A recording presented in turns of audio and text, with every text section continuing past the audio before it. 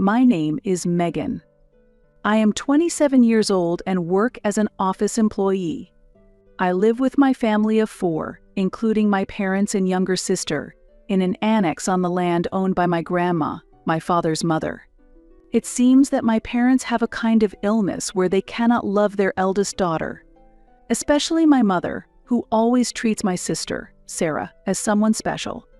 Sarah is always provided with meals as if it's a given, and she has all her necessities, but family conversations always involve only my parents and Sarah, treating me as if I am invisible.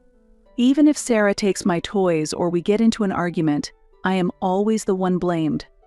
Even if I stay silent to avoid being scolded, I get scolded anyway.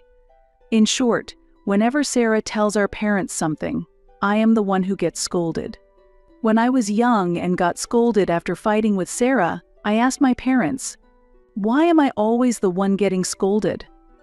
I shouldn't be at fault here." My mother replied, "You look like that noisy grandmother, so I get irritated when I see you. You've been attached to your grandmother since you were little. I can't find you charming." In contrast, Sarah is adorable in both her looks and personality, the complete opposite of you. Looking like grandma was not my fault, and the reason I was so attached to her was because my mother often left me with grandma so she could fool around. I was too scared to argue back? When I couldn't bear my parents' pressure, I usually escaped to grandma's house on the property to refresh my emotions. Grandma sensed my state and welcomed me warmly. "Megan, when you want to cry, don't hesitate to cry," she encouraged me and promised, "Tell grandma anything. And I won't tell anyone else," so I prefaced with, "This is a secret from my parents," and confided about what happens at home. Grandma suggested that I come and live with her, but the thought of being completely forgotten by my family terrified me, so I refused her offer. From the time I entered elementary school, the difference in how my parents treated me compared to Sarah became more apparent. My position increasingly started to resemble Cinderella's, waking up early every morning to take out the trash, doing the laundry and putting it out to dry before going to school became my routine. When I moved on to middle school, cleaning and preparing dinner were also added to my chores, and my own time was reduced to just about 2 hours a day. Because I wanted to concentrate on my studies, I often went to grandma's house. When I returned home, the family meal was already over, and cleaning up after dinner awaited me. Then, I would fold the laundry, warm my body with the leftover bathwater, and go to bed. This was my daily routine. Despite my parents' opposition, I strongly expressed my desire to continue to high school, which was my first act of defiance. Sarah was receiving an expensive private education from middle to high school, and I understand that her education cost a lot, but my parents' opposition to my education seemed not for financial reasons, but because they believed, "You don't need education. You have nothing in terms of looks or talent, so you have to make a living with your physical strength. Physical strength is your only strength, so you don't need education. We don't need anything else because we have Sarah for looks and brains, so you just work and earn money." However, I loved learning. While Sarah played with toys and games, I was not given any and instead spent my time in grandma's well-stocked library, where reading became a great joy. That library later became my room, where I could study in peace, and my grades were always good. Despite having high schools and universities I wanted to attend, my parents forced me to work right after graduating from middle school. I had a dream I couldn't give up, so I took out the report cards I had hidden at grandma's house and showed them to my parents. Then I pleaded, "I don't mind going to a public high school, but I want to go to school. I also want to go to university and get a qualification that leads to a future. I'm sure I'll earn more after graduating from university than if I start working now." My parents were surprised by my good grades, showing interest in my report cards since elementary school. Sarah, who was there, saw my report cards and tore them up. Then, she said, "There's no way someone like you could be so excellent. You must have falsified the report cards to make it look like high scores. It's sneaky to use such tricks to deceive mother and father into letting you go to high school." I argued, "I didn't falsify the report cards. These are the real scores." But Sarah countered, "Then why did you have to hide them at Grandma's house and act sneakily? If you were upfront, you should have shown them to Father and Mother every year." "Dad, Mom, don't be deceived by her. She just doesn't want to work and wants to go to high school." My parents instantly showed an angry expression and said, "What a terrible child. Trying to deceive your own parents. You're not even close to Sarah in looks or grades. And you try to draw our sympathy with such methods. I'm worried about your future. Planning to become a fraudster or a criminal? I'm really disappointed. As soon as you graduate from middle school, find a job, and as a punishment, you'll also take care of breakfast preparation." I reached my limit, picked up the torn report cards from the trash, and hurried to Grandma's house. When I arrived at Grandma's house, she seemed to sense something and was waiting at the entrance. I confided to Grandma at the entrance, "Grandma, I might not be able to hold back my tears," and tears began to overflow. Grandma gently hugged me, sat me on the living room sofa, and quietly patted my back until I stopped crying. It's best to cry when you want to cry. Tears flush out stress hormones, so don't hold back and cry until your heart clears. I cried my heart out. It was a mix of frustration, sadness, and despair. After I stopped crying, as Grandma said, my heart felt clearer, and I somehow felt better. "Grandma, I'll give up on school and work to save money and then go to school. There's no other way now." After saying that, tears spilled again. Then Grandma said, "I also held back because my parents were around, but I've decided not to give up anymore. So Megan, don't give up either." Surprised by her words, I stared at Grandma. Grandma said, "Come on," took my hand, and walked with me back to the house where my parents and Sarah were waiting. When we arrived at the house, my father came out to greet us. Grandma directly confronted my father at the entrance. "Have you never considered Megan's feelings, making her suffer so much? Why can't you cherish Megan?" My father hurriedly took us outside and explained, "Mom, I don't hate Megan. But it's scary because my wife gets upset and becomes uncontrollable and abusive. I thought it was fine because Megan has always done as my wife said." "Why do you say that? Are you tormenting Megan together because your wife is terrifying? Didn't you feel anything even though Megan was suffering?" My father fell silent, hanging his head without looking up, so Grandma started walking back to the entrance again. At that moment, my father began to panic and said, "Mom, I understand. That's enough. Please stop telling my wife. We'll let Megan go to high school and university." "Can you really convince Diane?" "If it's a lie, I'll kick out everyone but Megan from this house." Grandma said this, and my father, intimidated, responded, "Yes, I understand. I'll manage somehow." As Grandma left, she told me, "If there's any problem, come here right away." My father was afraid of Grandma, not because she was frightening, but because he struggled with women who asserted themselves strongly. No matter what my mother or Sarah did to me, he ingratiated himself with my mother and behaved in a way to avoid being criticized himself. It's pathetic that such a powerless man was my father. After Grandma left, my father stayed outside for a while, lost in thought, before finally saying to me, "Let's go inside," and we entered the house, heading to the living room where my mother and Sarah were. Mom said at the entrance that we should let Megan go to school, my father reported. I declared that I wouldn't let a liar go to school, but then Grandma said she would pay for the tuition, so let her go to school. What he had been thinking about in front of the house was such a fabricated story. I could barely suppress my laughter. My mother reacted, saying, "There's no need to send a child who lies to school." I said the same, but if we don't let her, we have to leave this land. After all, this land and house originally belonged to Grandma's grandfather, and she inherited it, he replied. So that's why we should leave? That's blackmail, isn't it? Because we're living in this great house for free, we have to do as told. What a cunning old woman. While they grudgingly agreed to let me go to school, my parents spoke these words. My father was good at coming up with such self-preserving lies and making others believe them.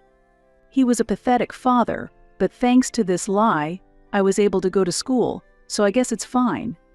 The only one not amused by this situation was not just my mother but Sarah too.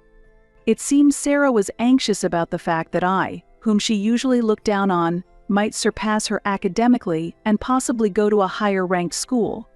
"Which high school will you go to, Megan?" she asked. I'm planning to go to the local public high school." "Really? Isn't that school for really smart people?" Sarah was surprised. "I don't think you can do it." Sarah laughed lightly.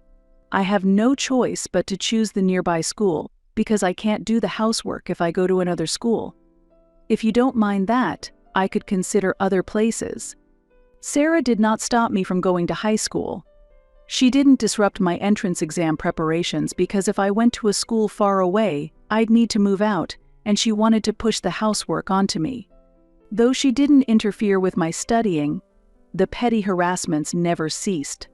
She placed her things in my room and told my mother that I had stolen them, and told my friends that I was disliked by my family, continuing such childish acts. Fortunately, my friends understood that Sarah was acting out of a sense of superiority towards me, so it didn't become a major issue. However, my mother was different. "Stop harassing your sister just because you can't win against Sarah's looks or grades. Or, you're unattractive not just in looks but also in personality." My mother showered me with the words Sarah wanted to hear. Even though I wanted to argue back, I stayed silent to avoid pointless conflicts and focused on my limited study time. As a result, I was able to pass the entrance exams of the high school with high standards that I aimed for.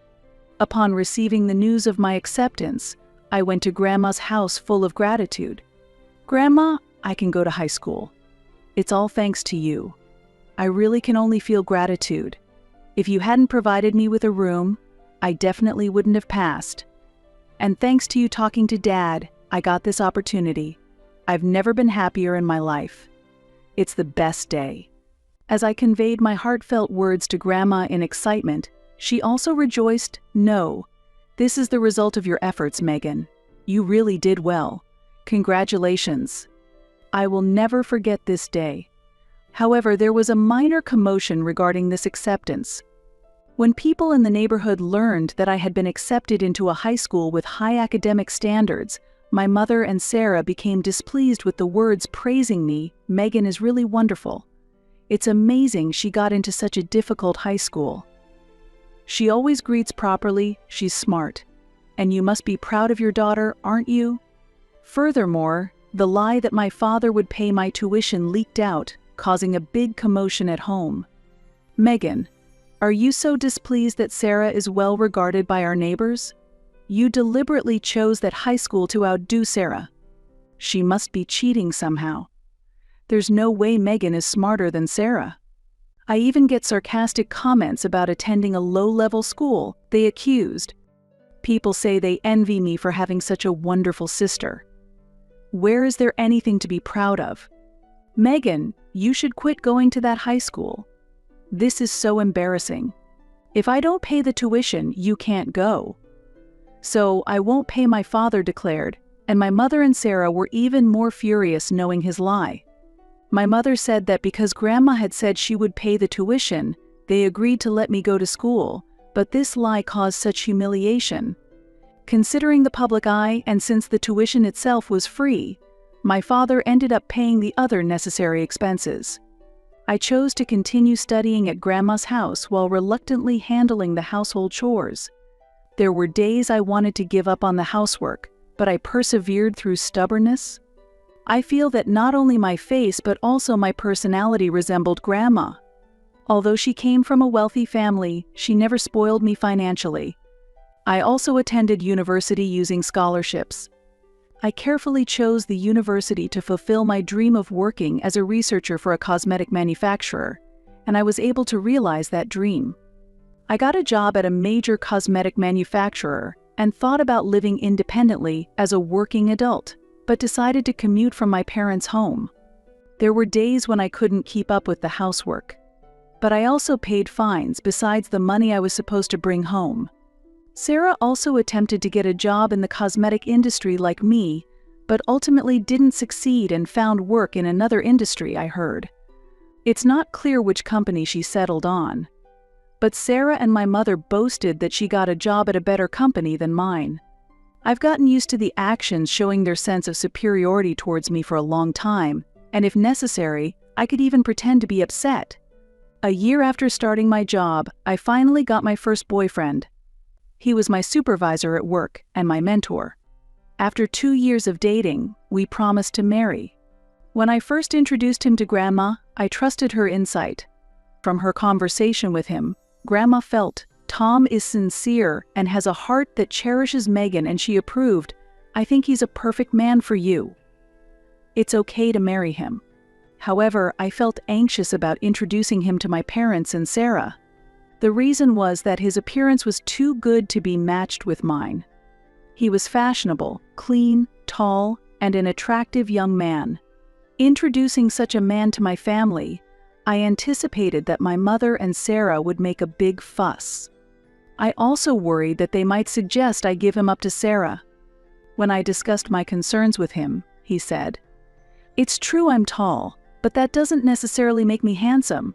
And it's you, Megan, I want to marry, not your sister. Even if they oppose our marriage for impure reasons, I won't back down, okay?" I responded. "It's not that. I hesitate because I'm worried that you will have a bad experience with my family, who are rude and childish. I'm used to it though." However, he assured me, "It's okay.